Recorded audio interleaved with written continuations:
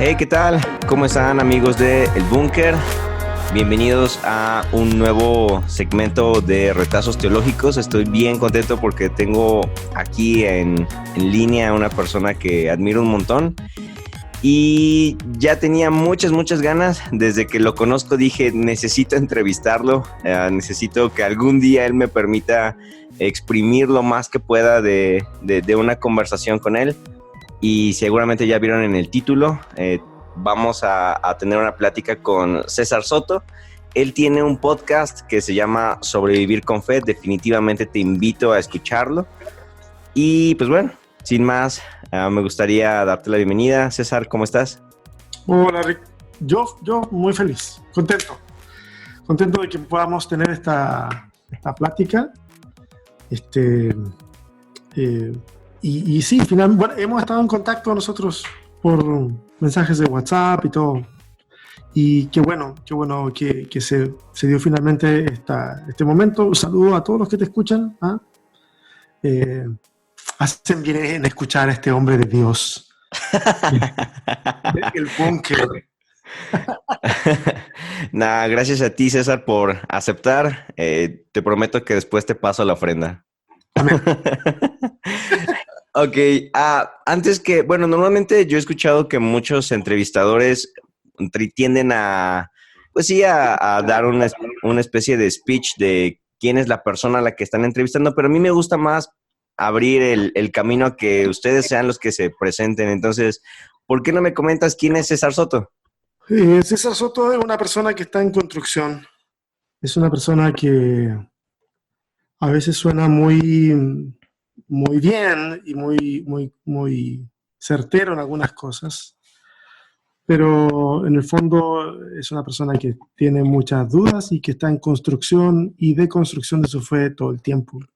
Por eso es que siempre me gusta el adjetivo de aprendiz. Creo que soy un constante aprendiz y espero llegar a ser un constante aprendiz hasta el día en que me muera. Estoy casado. Este año vamos a cumplir 20 años de matrimonio. ¡Wow! Sí, el Señor ha sido fiel, no ha dejado que mi fe mengue con el matrimonio. ¿Tú cuánto tiempo llevas, Rick? El mes pasado cumplí 2 años de casado. Ok. No te voy a adelantar nada, no te voy a hacer spoiler de lo que viene. ¿Okay? Tengo 3 hijos, los 3 son varones. He estado involucrado en el ministerio desde muy chico. Mi abuelo era pastor y era pastor de Asambleas de Dios en Chile. Oh, ok. Y entonces yo estuve en Asambleas de Dios como 30 años, más o menos. Y luego trabajando en organizaciones misioneras, plantación de iglesias. Fui pastor en México, en Huastepec, en el estado de Morelos. Dirigí un instituto bíblico también en el norte, en la ciudad de Saltillo, hasta hace pocos meses atrás. Dios me ha dado la oportunidad de poder escribir 2 libros. Y actualmente estamos viviendo en Austin, Texas, también con un proyecto de plantación de iglesia para el mundo hispano en esta ciudad. Así que ahí hay un resumen más o menos. Wow, sí, de hecho, híjole, la parte de cuando vi en tu Instagram que tenías planes de plantación, yo dije, esto va a estar increíble, tengo que preguntarle a César qué tiene en mente, porque, bueno, también a mí me gustaría, no sé, investigar al respecto para contemplar posibilidades y opciones. Entonces, creo que es un muy buen tema que vamos a tener aquí sobre la mesa. Uh-huh. Y dime, ¿qué libros estás leyendo actualmente? A ver, mira, voy a hacer una confesión. Usualmente no termino de leer los libros. O sea, si el libro, mira, por varias razones, si el libro es bueno,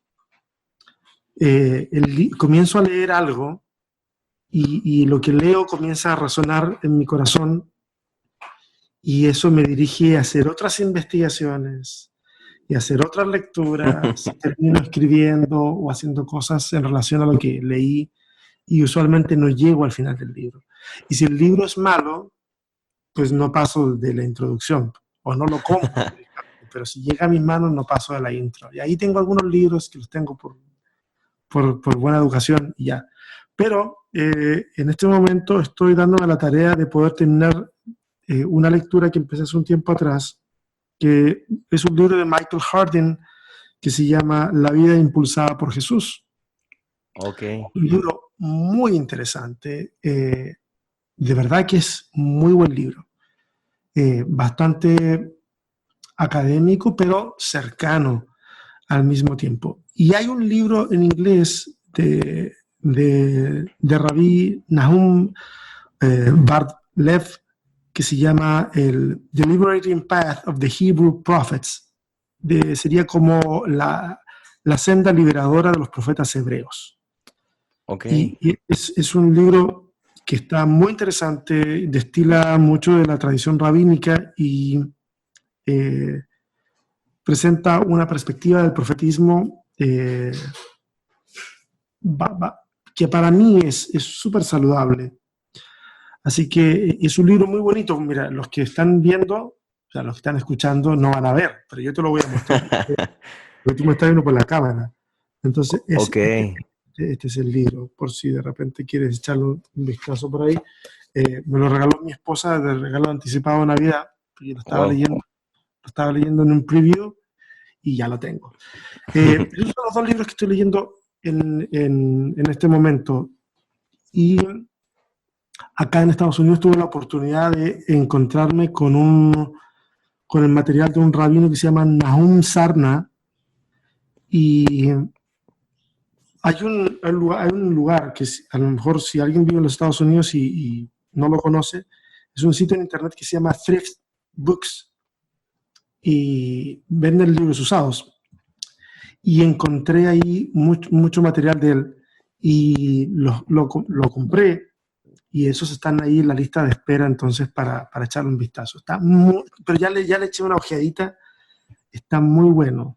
Así que eso es lo que tengo en este momento en mi escritorio para leer. Ok. Más o menos como cuántos libros lees al mes. Bueno, dices que no los terminas, pero como cuántos lees al mismo tiempo. ¿O cuántos te propones abarcar en un mes? ¿O el tiempo que te dure cada uno? No, no. Creo que todos los meses ando cargando en mi bolso o por aquí, para allá, como 3 libros. No los termino. O sea, los exploro y más o menos voy viendo.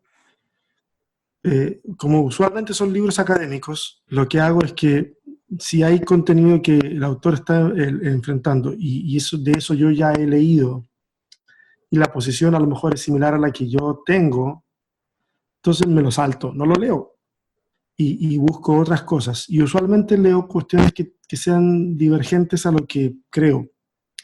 Entonces me ayudan a cambiar mi perspectiva o me ayudan a reafirmar por qué es que no creo eso. Entonces, y eso me parece más interesante. Me gustan los libros a los cuales o me asombren o yo tenga que pelear mucho con el libro, pero pelear en el buen sentido, o sea, en el sentido de que hay una tensión ahí y hay un debate.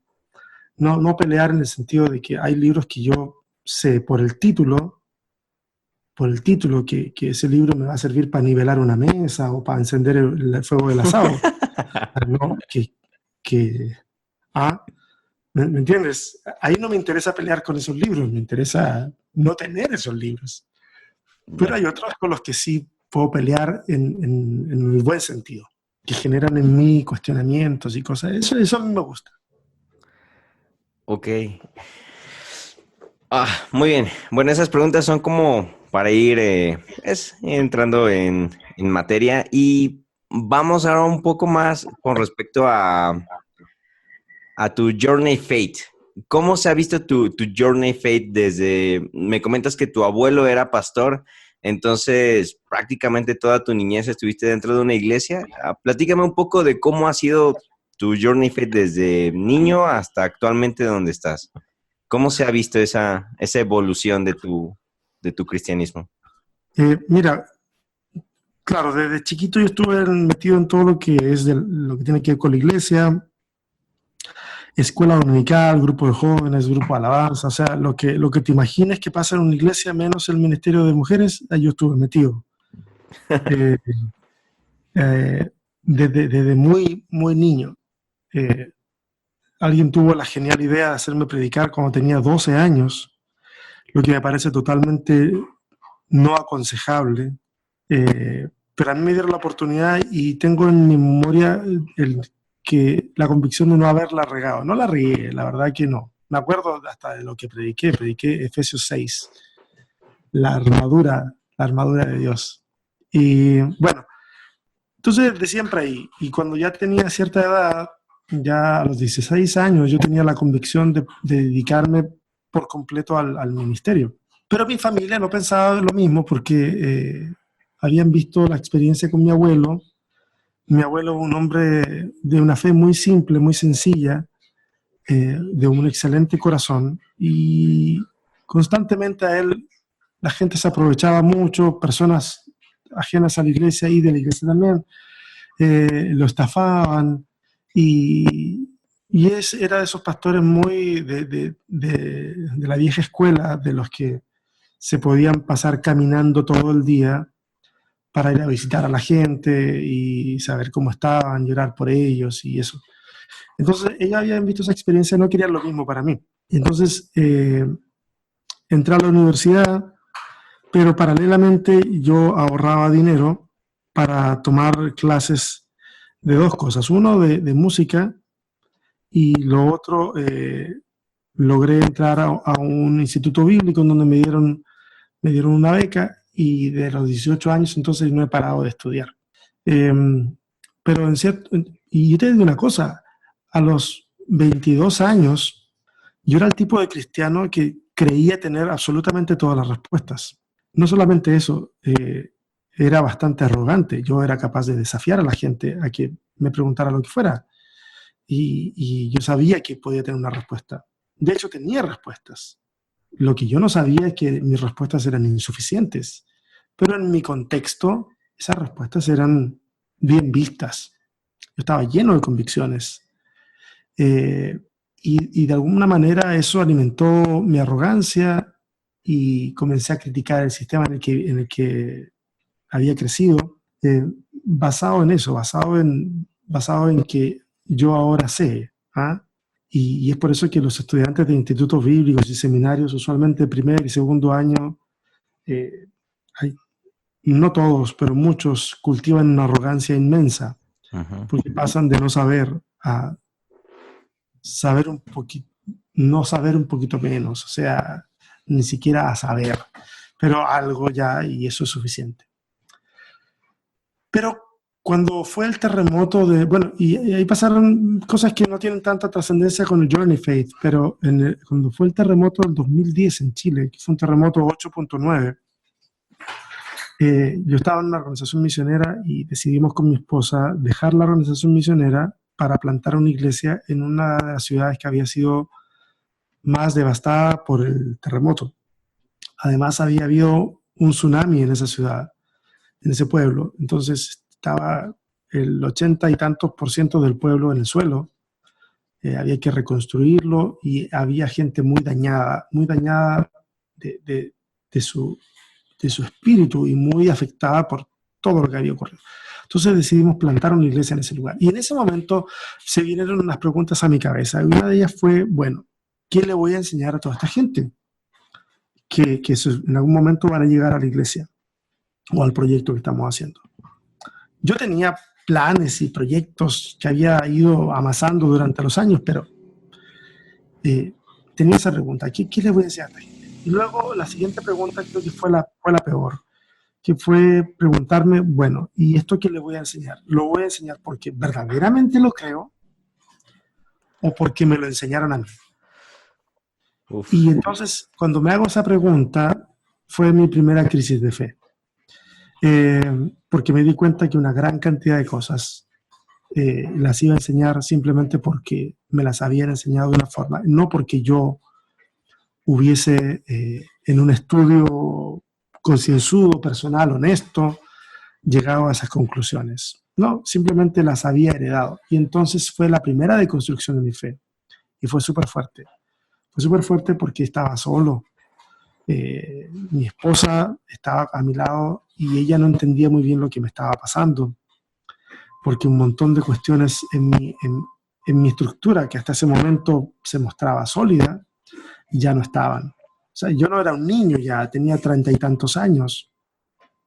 Entonces era un poquito complejo. Y a raíz de eso comienzo a escribir. Comienzo a escribir y las cosas que escribí fueron las que dieron a luz el primer libro, que fue Cristianismo 2.0. Y de ahí en adelante todo fue de construcción tras de construcción.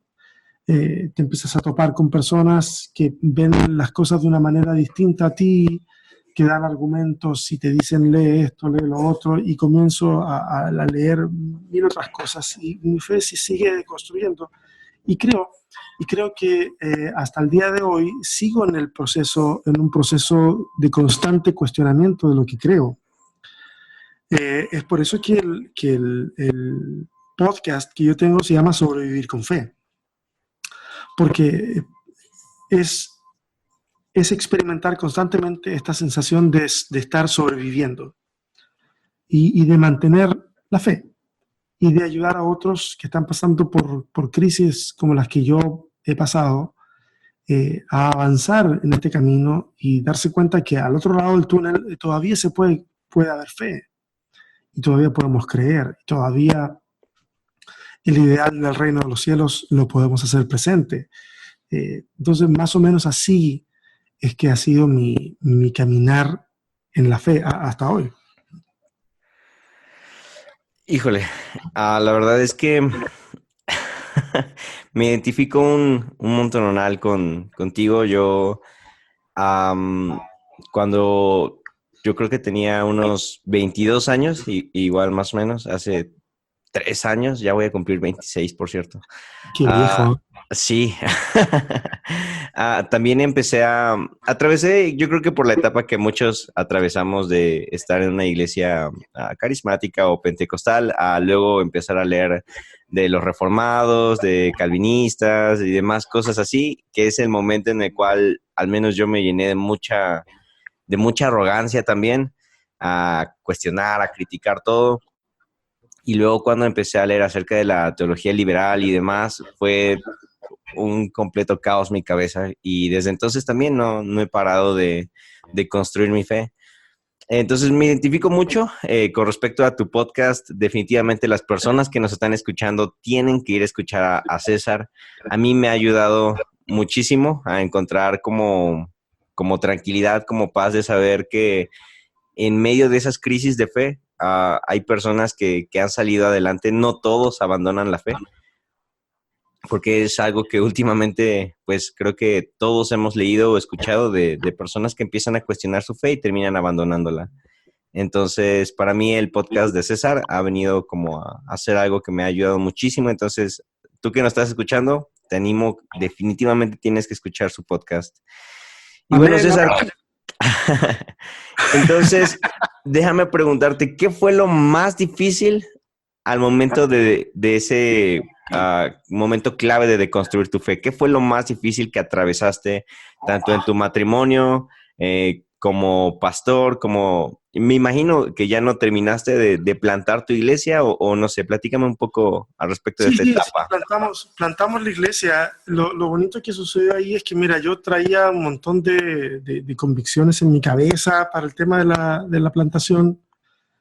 Yo había estado muy involucrado, ya me había abierto mucho a otras teologías, a la neortodoxia, por ejemplo. Entonces tenía en mi cabeza mucho de Barth, de Moltmann, de Bultmann, de Batman también. El, y entonces, eh, pero nada de eso servía para la gente que estaba en la situación de crisis a la que yo quería atender. O sea, nada de eso. O sea, ¿quién le puedes? Era muy abstracto. Entonces yo aprendí que tenía que darme cuenta cuál era la necesidad del lugar y responder a esa necesidad en los términos más útiles para esa gente, no para mí, no para satisfacer mi necesidad intelectual, sino para satisfacer la necesidad muy concreta que ellos y ellas tenían. Entonces sí la plantamos.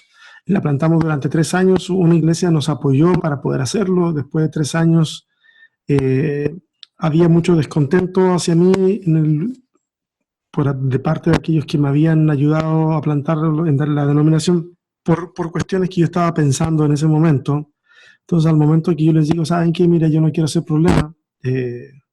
Ahí está la iglesia, por favor pongan a alguien. Yo doy un paso al lado, no se hagan problema, eso es más importante. Ellos estuvieron muy contentos de decirme, ok, adelante. Entonces, no problema. Con respecto a mi matrimonio, fue complejo, claro que sí, y tuvimos que aprender a conocernos nuevamente con mi esposa, porque ella me conoció en la iglesia como una persona de las características que yo te dije, o sea, de muchas convicciones, de cuestiones muy rígidas, de respuestas que, que se dan con 2, 3 y hasta 4 versículos bíblicos, con respuestas en donde a veces yo ni siquiera estaba citando la Biblia, pero los que sabían Biblia se daban cuenta que yo estaba usando frases completas de versículos y de esto y lo otro, y las hilaba con especial,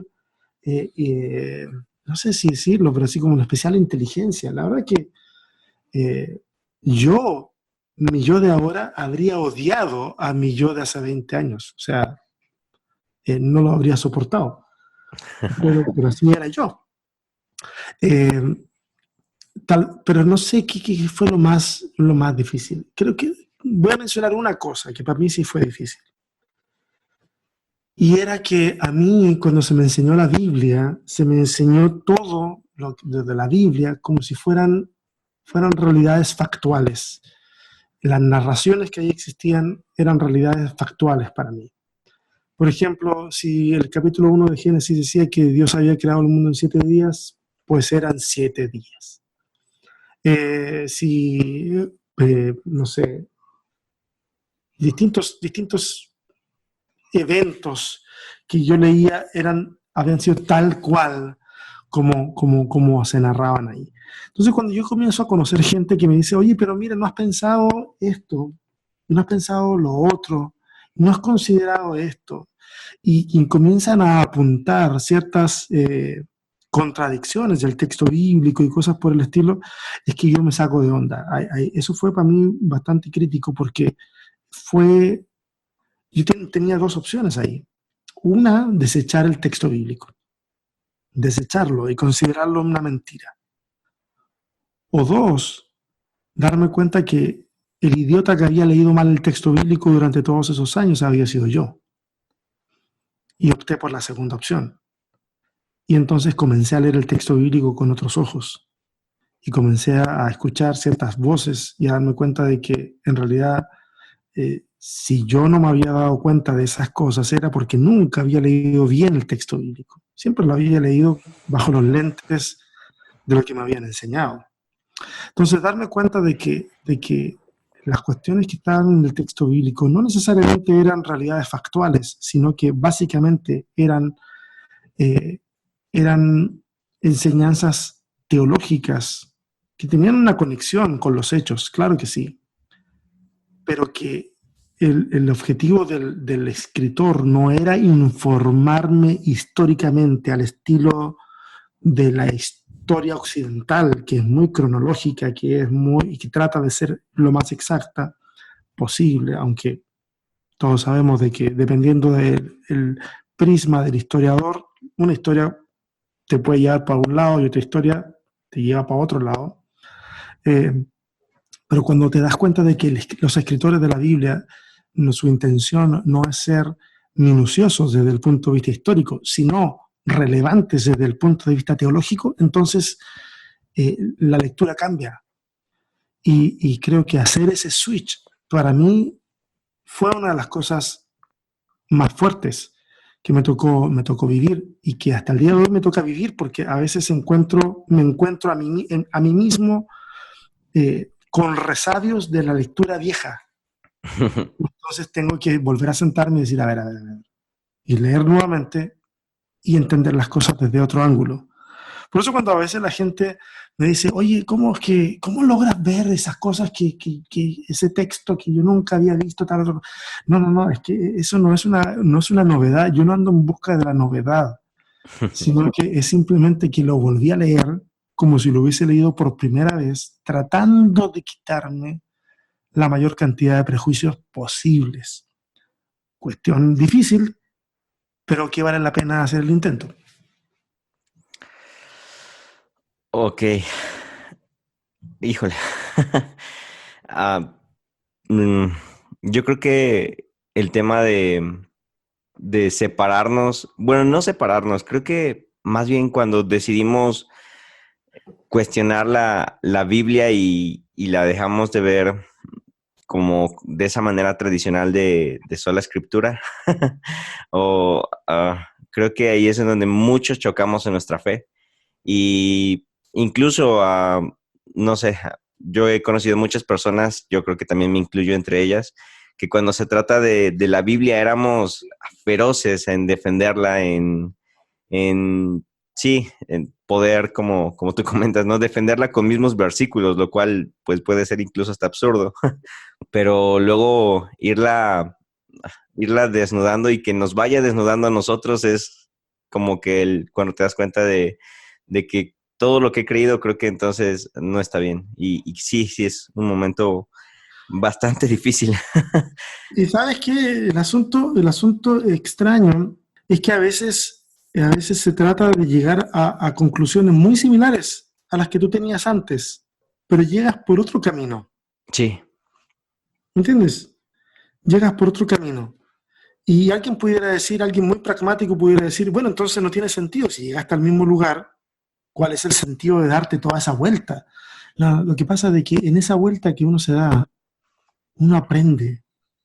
En esa vuelta que uno se da, uno va dejando cosas en el camino. Y de repente no es lo mismo. Ah, por ejemplo, mi hijo mayor se ríe porque yo le digo que hacer café en la mañana tiene que ser un acto espiritual. ¿Por qué? Porque eh, yo compro café en grano y entonces lo pongo en la molienda, muelo el café, huelo el café, lo pongo en la cafetera que decide hacerlo, la italiana, la francesa o la espresso, lo pongo y tengo que esperar y al esperar. Entonces yo uso todas esas pausas para hacer de ese momento un momento. Alguien puede decir este tipo de que fumó, ¿eh?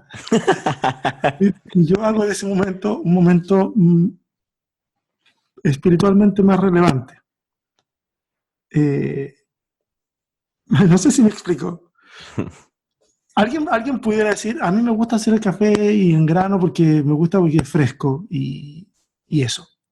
Y yo hago lo mismo, pero yo le encuentro otro significado. Alguien pudiera decir, bueno, pero los dos hacen lo mismo. No, los dos no hacemos lo mismo. Los dos llegamos al final con una taza de café, pero no hacemos lo mismo, porque internamente no hicimos lo mismo. Exacto. ¿Entiendes? O sea, hay una multicapilaridad de significados en las cosas que hacemos. Cuando yo voy en el supermercado y de repente quiero relajarme, elijo la fila más larga y me banco la fila más larga. Y de repente al lado dicen, esta caja por acá, señor, y yo dejo que pase el otro y yo me sigo mi fila larga. No lo hago siempre, o sea, hay que ser bien condicionado, apurado para hacer eso. Pero en ocasiones lo he hecho. ¿Por qué? Porque es una forma de pausarme, de relajarme, de encontrar valor en el tiempo, de entender la temporalidad de las cosas. No sé, bueno, me puedo ir muy en la profunda, pero no es lo mismo. Llegar a la misma conclusión por un camino distinto no es lo mismo. Los que han estado en ese proceso, que yo sé que tú has estado en ese proceso, Rick, lo entenderán. Para el resto a lo mejor puede ser muy absurdo lo que estoy diciendo y lo entiendo, pero va a llegar un momento en que se van a encontrar en esa posición y a lo mejor se van a acordar de este pedacito de podcast y van a decir, cierto, no es lo mismo. Ok, hace rato mencionabas algo con respecto al Génesis y de hecho eso me da pie perfecto a, digámoslo así, la segunda parte de la entrevista, que ya es un poco más de preguntas teológicas o con respecto a las ciencias bíblicas y demás. Y me gustaría empezar pues por el principio. Actualmente, ¿cuál es la postura que tú abrazas con respecto a la creación? Ah, sabemos que, pues, en la tradición creemos en el creacionismo, en el cual en 7 días Dios creó todo, pero luego al abordar las ciencias bíblicas a través de historia, ciencia, arqueología y demás, nos damos cuenta de que no es realmente,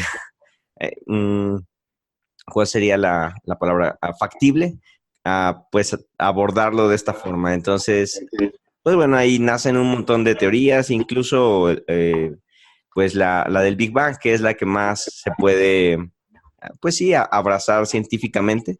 Pero ¿tú qué postura es la que abrazas con respecto a la creación del todo y del hombre?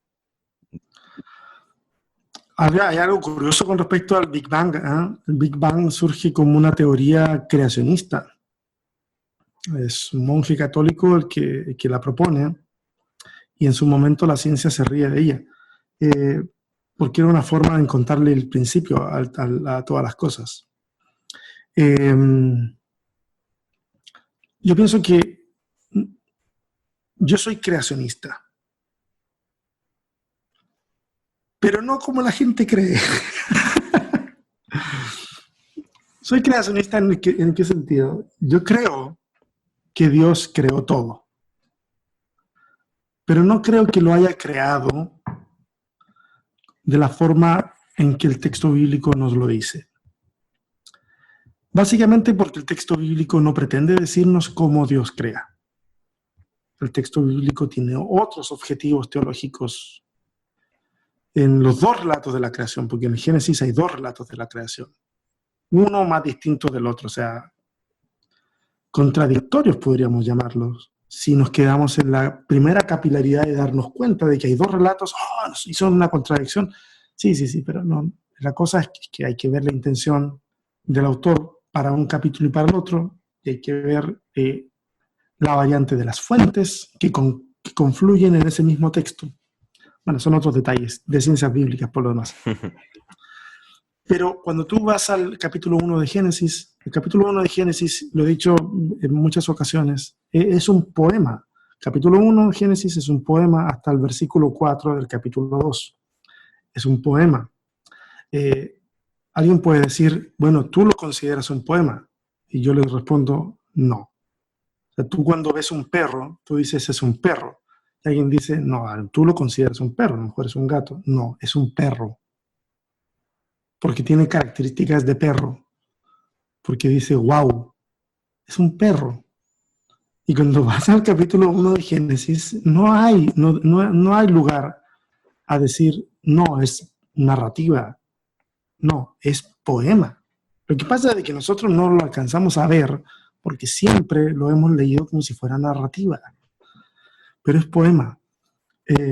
La repetición está ahí presente constantemente. Y fue el día tanto, fue la tarde y la mañana el día tanto. Y vio Dios que era bueno. Y cosas así son repeticiones que tienen que ver con la rítmica de la poesía hebrea. Entonces, cuando tú dices, a ver, entonces no es cierto. No se trata de eso.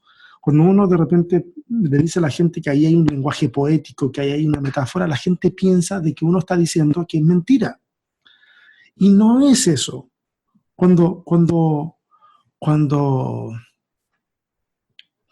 no sé, un hombre le dice a una mujer que tiene el pelo oscuro, por ejemplo, y le dice, tus cabellos son como la noche, y uno se acerca y uno dice, pues no son como la noche. No tiene estrellas, no tiene esto, el tono del pelo no es igual. Uno dice, no, qué mal, está tratando de construir la metáfora y no está entendiendo el punto. ¿Ah? Cuando alguien le dice no sé, me robaste el corazón, estoy usando puras metáforas así como románticas, ¿ah? Me robaste el corazón. Eh, Eso no significa de que, para empezar, es imposible que alguien que literalmente le hayan robado el corazón tenga la capacidad de decir me robaste el corazón, porque significa que está muerto. Me robaste el corazón no significa que alguien vino y me dijo levanta las manos y entrega el corazón. Y yo le tuve que pasar el corazón y yo entonces digo después me robaste el corazón. O alguien me asaltó y me metió un cuchillo y lo abrió y yo luego lo miro alejarse a la distancia y le digo me robaste el corazón. Creo que eso es una interpretación tonta. Todo el mundo diría que esa es una interpretación tonta y me dirían lo que está tratando de decir es que se enamoró o que le tiene un cariño impresionante a esa persona. Todo el mundo entiende la metáfora y no por eso es mentira. Si yo le digo a alguien, me robaste el corazón, esa persona no tendría que ser muy tonta, esa persona, para decirme, no, mentira, yo no lo tengo, mira, búsquemelo, yo no lo tengo. Y es como leemos Génesis capítulo 1. Leemos la metáfora como si fuera literal, de significado literalista, cuando en realidad el texto no pretende hacerlo. Los primeros lectores no pretendieron, no lo leyeron de esa manera. El capítulo 1 nos habla de que hay un creador que crea. ¿Cómo crea? No le interesa al texto decirnos cómo crea, pero crea. Hay una intención teológica al poner al ser humano como corona de la creación para que administre el planeta de la misma manera en que Dios lo administraría. Y al hacerlo así lo pone por encima de todas las cosas, cuando otras narrativas mitológicas de la época ponen al ser humano al servicio de los dioses. Este ser humano ahora señorea, pero señorea en el sentido que Dios lo haría, con responsabilidad, con amor, con dedicación, el planeta. Cuando este ser humano es creado por Dios mismo, y dice que lo hace a su imagen y su semejanza, la expresión que se usa para imagen y semejanza es la misma que en la antigüedad se usaba para hablar acerca de los ídolos. Los ídolos, el ídolo era a la imagen y semejanza de la deidad.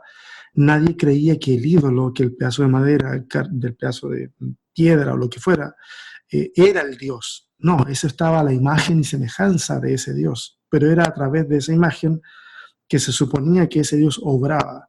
Y es interesante porque el escritor de Génesis toma esa misma frase y la aplica al hombre, que de alguna manera lo que está diciendo entonces es que ese hombre no es Dios. Está hecho a la imagen y semejanza. Y a través de ese hombre, que es imagen y semejanza, esa humanidad, perdón, que es imagen y semejanza, Dios va a obrar. Él va a actuar. Entonces, cuando nos quedamos en el capítulo 1 y lo queremos hacer calzar con la ciencia, de que no, pero que esto se creó acá y tal descubrimiento de allá y el otro, para mí es una reverendísima pérdida de tiempo. Es una pérdida de tiempo. Porque el texto no apunta para allá. Hay gente que le gusta hacer eso. Hágalo. Pero si me preguntan a mí, para mí es una pérdida de tiempo. Ese tema para mí es una pérdida de tiempo. El Génesis nos muestra que el mundo y el ser humano tienen un propósito. Y ahí hay un valor teológico en el tema. No si el ser humano viene del mono, no viene del mono, si hay evolución, si no hay evolución. Dios no tiene problema en usar un proceso de millones de años para crear lo que vemos. Él no tiene problema. Las explicaciones esas de que no, es que Dios hizo el mundo y lo hizo ver como si fuera viejo, pero es para confundir a los científicos.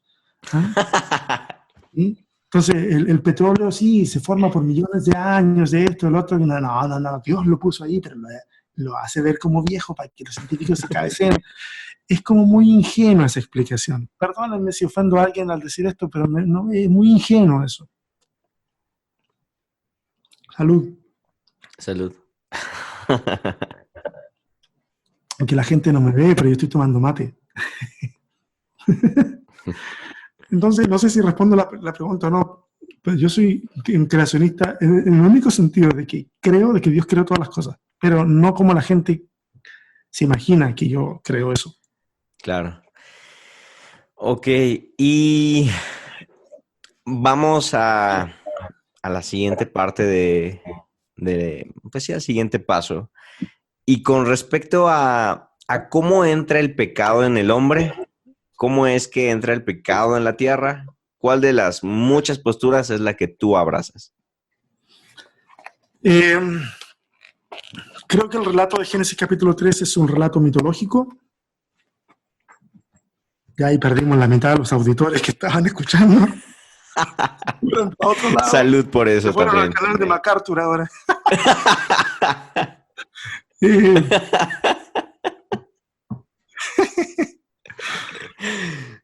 Perdón.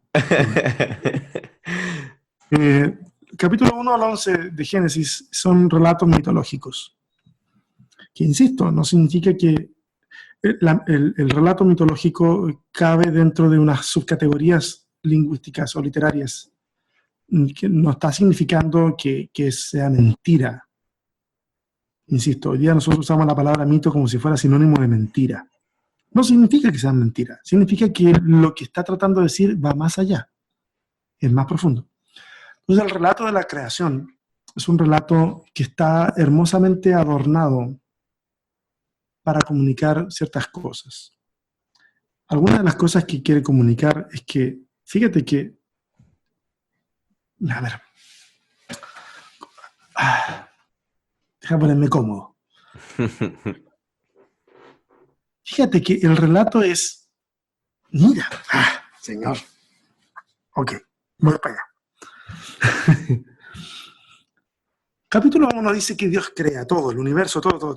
Crea todos los animales, las plantas, todo, y luego crea al ser humano. ¿Ok?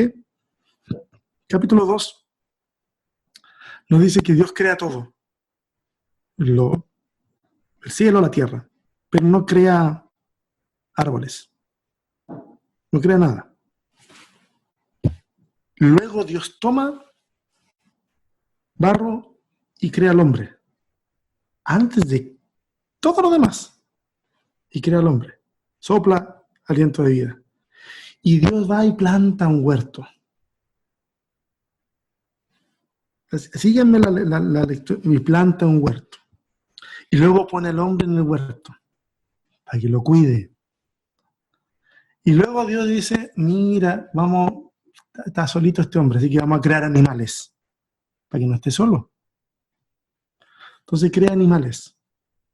Y los animales, el propósito, de acuerdo al texto, es buscar la ayuda idónea al hombre.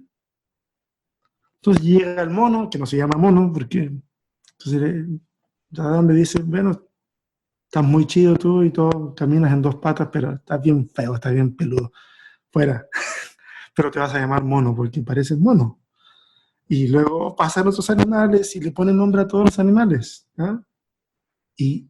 Y el texto dice que no se encontró ayuda idónea para el hombre. Entonces, parece que Dios está improvisando. Entonces lo hace dormir y le saca un hueso, y de ese hueso hace una mujer. O sea, si no nos damos cuenta de que ahí hay un relato que evidentemente no es literal, porque si queremos interpretarlo de forma literal, interprétate como literal el capítulo 1 y te vas a dar cuenta que no junta ni pega. Por la cronología de los eventos, no junta ni pega. Y porque el relato es una etiología que da a entender el por qué el hombre y la mujer entonces se juntan en matrimonio. Porque el relato muestra que son iguales. Hombre y mujer son iguales. Y por eso que hay una frase muy linda ahí que dice, dejará al hombre a su padre, a su madre, se unirá a su mujer y serán una sola carne, serán un solo ser. Hay un tercer producto acá. Por separado es Ish e Isha, hombre, mujer, pero juntos son un tercer ser, donde no hay diferenciación. Es súper bonito, es poético.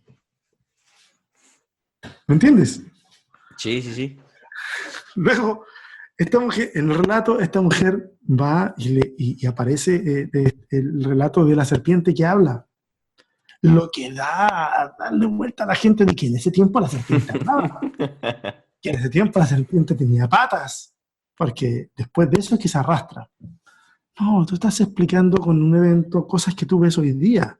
Hoy día tú ves el ser humano en un estado pecaminoso, en un estado de depravación, y ves una serpiente que se arrastra, que entre paréntesis en Oriente la serpiente no es mala. En Oriente la serpiente tiene todo un significado de sabiduría, un significado de sanidad, por algo que a Moisés lo que se le pide es que haga una serpiente de bronce y la levante en el desierto, para que los que fueron mordidos por las otras serpientes vean esa serpiente y sean sanados. Mira qué raro. Y luego Jesús va a tomar esa imagen y va a decir, así como la serpiente fue levantada en el desierto, así es necesario que el Hijo del Hombre sea levantado. O sea, se está identificando a él con la serpiente. ¿Te das cuenta qué raro el asunto ahí? Yo creo de que el mal existe de alguna manera en el hombre que siempre intenta buscar responsabilizar a otros por lo que hace. Y el pecado de Adán es el mismo nuestro. Nosotros decimos, somos pecadores porque Adán pecó. Cuando le preguntaron a Adán, Adán dijo, yo pequé porque mi esposa pecó. Siempre buscamos tirarle la pelota a alguien más. Y la mujer va a decir, no, yo pequé porque la serpiente pecó. En ese momento la serpiente no tuvo nada más que decir y pobrecita, ¿cierto? Le cayó a todos. ¿Ah? El capítulo 3 de Génesis está describiendo lo que le pasa a cada ser humano en la tierra, que frente a la posibilidad de alcanzar la vida, porque nunca se prohibió el acceso al árbol de la vida, siempre quiere lo prohibido. Y ese paso y ese patrón de conducta lo hemos seguido todos los seres humanos, desde el primer ser humano. En este caso, el Adán. El Adán, que significa tierra, que significa humanidad, que ni siquiera es un nombre propio, es un nombre genérico. El Adán, tú eres Adán, yo soy Adán. Uh-huh. Es genérico, es humanidad. Entonces, cuando yo veo de que es mi responsabilidad, entonces yo dejo atrás concepciones un poco más tradicionales y reformadas, por cierto, como el pecado original. Que en la Biblia no hay un tratamiento de ese tema. Es una deducción teológica, el pecado original. ¿Cuál fue el pecado original? El haber dudado de Dios, el haberse puesto a conversar con la serpiente, el haberle puesto algo más a la ordenanza, porque la mujer le puso de su cosecha. Una, o le puso de su cosecha, o dos, Adán, que fue el que recibió la prohibición, le transmite a ella más de lo que tiene que transmitirle y comete un error, porque la mujer dice, no lo podemos ni tocar, y nunca la prohibición nunca fue no tocarlo, fue no comerlo. Porque el día que lo haga ciertamente morirás. Ahora, si Adán, en el relato, porque hay un subtexto ahí que permite esta especulación, si Adán es el que le dice, oye, ni siquiera lo toques, entonces el culpable de la caída es Adán, porque la mujer al tocarlo y darse cuenta que no muere, sabe que a lo mejor puede comerlo y no morir, porque acaba de violar, si es que es Adán el que le dice, ni siquiera lo toques porque vas a morir. Si es Adán el que le pone esa prohibición y la mujer toca el fruto y se da cuenta que no muere, entonces tiene todo el derecho a poner en duda de que a lo mejor si lo come tampoco muere. En definitiva, es un relato mitológico que nos enseña esa lección. Muchos van a pelearme y van a decir, no, que es un relato factual, que es así, está bien. A mí me sirve entenderlo de esta otra manera porque apunta en mí la responsabilidad, no apunta en otro la responsabilidad. Yo peco porque quiero o porque no puedo evitarlo, pero no porque Adán sea el culpable. En definitiva, llega un segundo Adán en el Nuevo Testamento que deshace las obras del primero, y es Jesús. Pero al parecer esta es una cuestión de transformación gradual o de cumplimiento escatológico futuro, porque a pesar de eso, nosotros seguimos pecando. Entonces acá hay un significado más profundo que hay que redescubrir. Y creo que cuando nos quedamos en el nivel narrativo de las historias y no en significado más de fondo, nos perdemos esos significados que tenemos que redescubrir. Salud. Ok, si es que hay personas que aún siguen escuchando esto y no le han puesto stop y han quemado su teléfono o algo así. Am, César, ahí es justamente, Vayan a sobrevivir con fe. Si quieren salir de acá, vayan a sobrevivir con fe.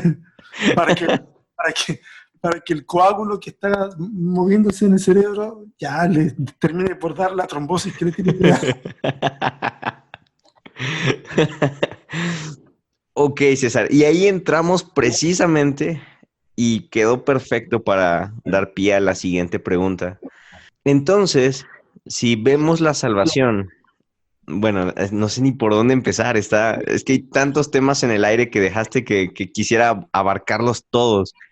Am, ok, entonces podríamos decirlo desde tu perspectiva, que desde que Dios nos crea, desde que Dios crea al hombre, ya el hombre tenía esa tendencia o esa posibilidad a fallar. Es decir, nunca existió como tal el hombre que no pecara, que no fallara, que no se equivocara. Hey, qué lástima. Terminamos con la primer parte de esta entrevista. Sé que te quedaste picado y quieres saber ya la respuesta a esta pregunta que le hice a César, pero lo siento, tendrás que esperar hasta la siguiente semana para escuchar la parte 2 de esta increíble entrevista, que créeme que si la primera parte te gustó y te voló la cabeza, en la segunda parte definitivamente te vas a volver loco. Así que espero que la escuches y no te olvides de compartirla en redes sociales, en Facebook, en Instagram y por favor etiquétanos. Eso es todo, chao y Dios con ustedes.